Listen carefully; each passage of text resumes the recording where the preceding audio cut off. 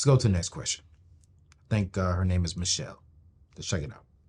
Hi, Anthony. My name is Michelle. I'm calling from Michigan. I was calling you because I had a question. I am 61 and a half years old. I am a retired government employee. Have a great pension. I have great savings, investments. Recently divorced over the past 4 years. Daughter's finishing college, and now I don't know if I'm too old to buy a home. I've been renting since my divorce of 4 years. Didn't want to buy anything at the time, and I'm still kind of on the fence. So if you can give me any advice, that would be greatly appreciated. And I look forward to hearing if you select my question on your show. Thanks again. Bye. Michelle, let me say this clearly to you, my friend. It's a good question. You are not too old. Okay. Let me just start right there. All right. You're almost 20 years older than me. At 61, you still got purpose, you still have power, and you still have options. Don't let your age talk you out of building what God still wants to do through you. No. No, heck no. What? Heck no. You've already done some amazing things. You retired from the government. You got a strong pension. You've got savings. You have investments. And you supported your daughter through college and a divorce. That's a legacy right there. You are already winning. But now let's talk about your next chapter. I want to talk about that because the chapter can still include owning a home. This next chapter can still include building even more wealth. But here's what I really get excited about. Your next chapter can still be walking an amazing, abundantly peace. Bad grammar, but you can have an abundant life. So here's what I would tell you.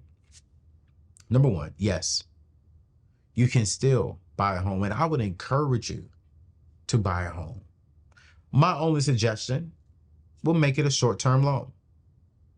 If you don't already own a home, which you said you don't, and you're thinking about buying, I want you to absolutely go out there and get you a home. Now you got a couple options. You can pay cash for it, but if you don't have the cash, you can take out a loan. Now, a 30-year loan is going to give you a smaller payment, but I think at your season of life, I would recommend doing a 15-year fixed rate mortgage. Now, why, Anthony? Because I want you to eventually own it outright, well before you hit 76 years old, well before, and actually enjoy life without having any payments and or debt. I want you living in peace. I don't want you getting to your older years, your I would call them your seasoned years, paying off loans. I don't want you to transition to heaven still in debt. I don't want you working hard for the rest of your life until the day you die, you're paying debt. Man, I don't know about y'all, but man, I want freedom. On those last years, man, I don't want money to be a issue. I want to come home and I ain't gotta pay nothing but the electricity bill, my utility bills, and my health bills. Nothing else. I don't want my house to be at jeopardy. I don't want my cars to be at jeopardy. No, I want to enjoy it. So please get you a home. Get you a home. Do that. Enjoy life. But here's the second thing I will tell you. Only invest more if you have no debt and your emergency fund is solid. Oftentimes what I see this older generation, 60, 70-year-olds do, man, they'll go hard in investing because they want money for retirement. But then they're drowning. They still got a car note. They still got student loans. They still have some credit cards. I'm like, wait. The moment that you pay off that debt, you honestly get a return on income because now you have more money staying in your account and you're not paying any interest. So that's just like you getting a return on an investment because your return over there was, hey, I'm not paying out $500 a month or $1,000 a month anymore. That's $500 to $1,000 back in my account. Now I can live off of that. Now I could put that towards my mortgage if I have a mortgage. Now I could put that towards investments. You see, if you're debt free and you got at least 6 months of expenses saved up, yo, go ahead and keep investing. Especially if you're not touching that money for the next 10 plus years, man, you're still young enough to let compound interest do its thing for you. Just don't overextend yourself. Peace over pressure is my thing always. All right, fam, let's have a heart to heart. You all know that I'm all about helping you get your money. But let me ask you this question. How's your credit report looking? And if you're being honest and you're saying, you know what, Ayo, I need some help, well, listen, I got something for you.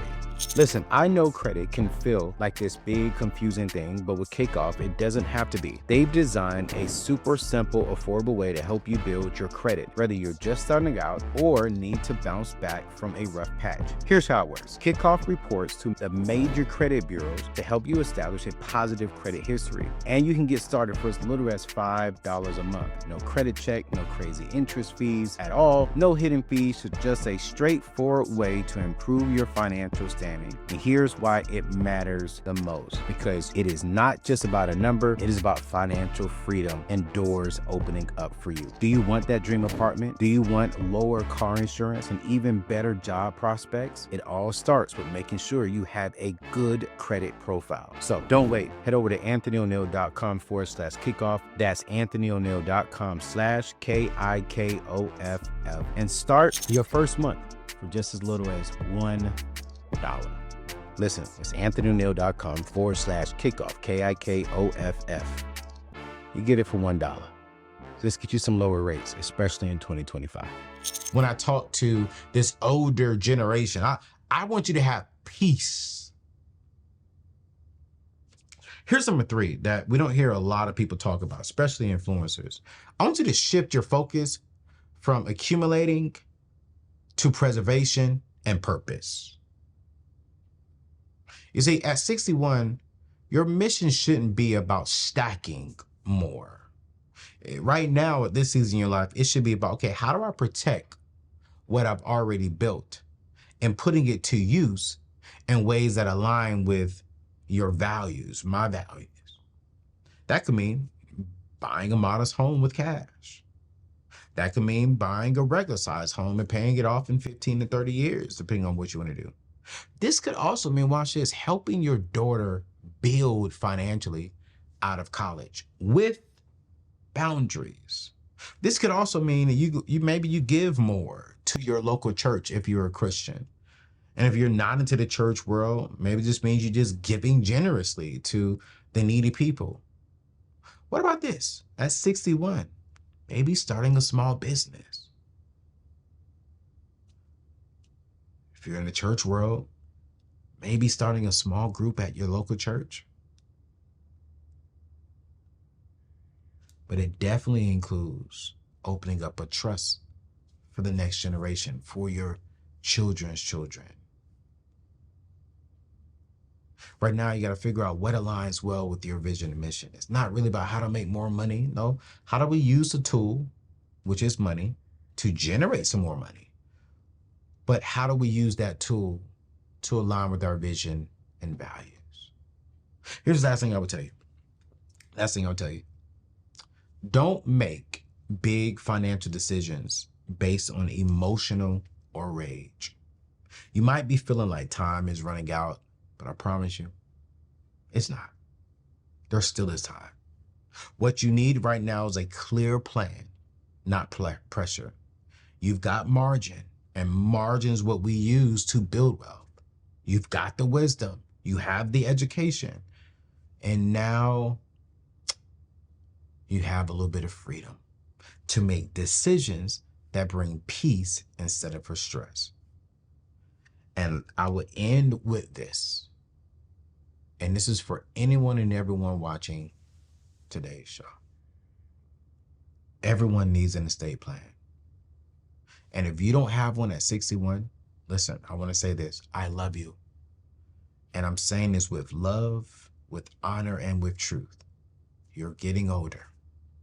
And the most loving thing we can do for our loved ones, for your daughter, and your family and our families, that's to put an estate plan into place. That's what getting with an attorney and literally drafting up a will, a revocable trust, a health care directives, a power of attorney, and clear instructions of what you would like to do with the wealth that you're going to be passing down to them. I said this earlier, right? Let's not leave our families confused or in conflict. Let's leave them with peace. That's a real legacy. When your family can say, you know what? My mom, my grandmother, my father, my grandfather, my husband, my wife left me with peace. That's important. So here's what I would do with you if I were you, right? I would sit down with a qualified financial advisor who works with retirees. I would get a full picture of your income, assets, and goals. If you're buying a home, just make sure that it fits inside of your lifestyle and you're not stressing yourself out. Make sure you have that 3 to 6 months or 6 months to 12 months inside of good high yield savings, and start thinking about, what do you want your legacy to be?